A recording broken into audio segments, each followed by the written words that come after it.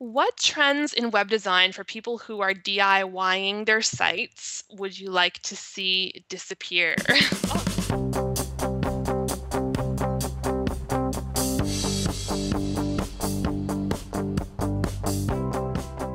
Oh, this is a juicy one.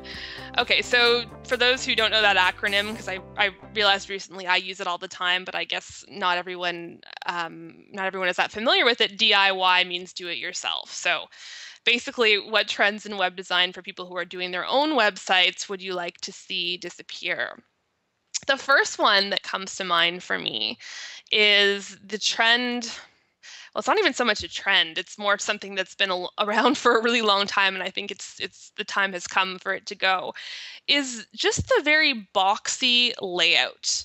Because you picture most websites, either that people have done on their own or often that people have hired people to do, you will see it will just look like, a box, like a long rectangle. There's the rectangular header at the top of the page.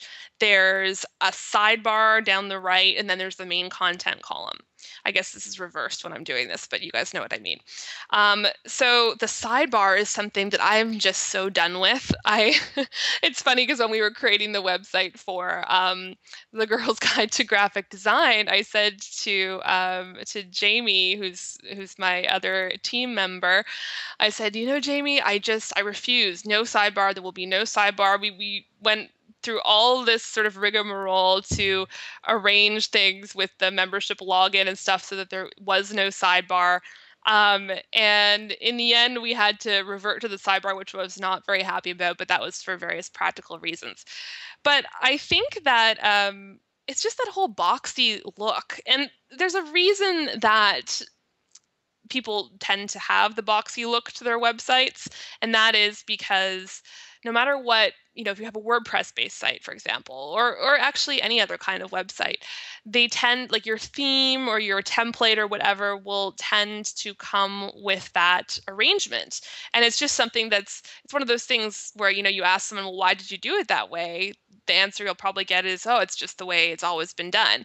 It does have certain benefits in that in a sidebar, you will have, you can put functional pieces of content or links or graphics that will be visible on any page of the site that you're on.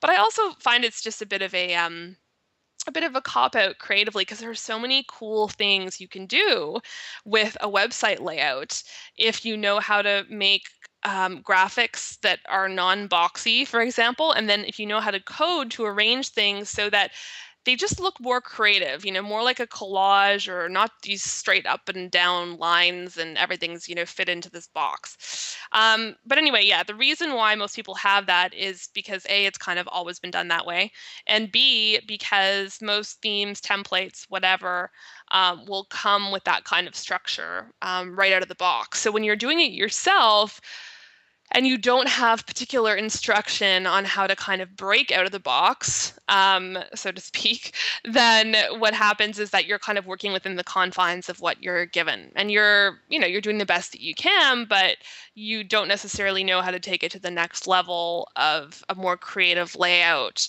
something more innovative or original. And that's because you just need that sort of extra layer of skill to be able to do that.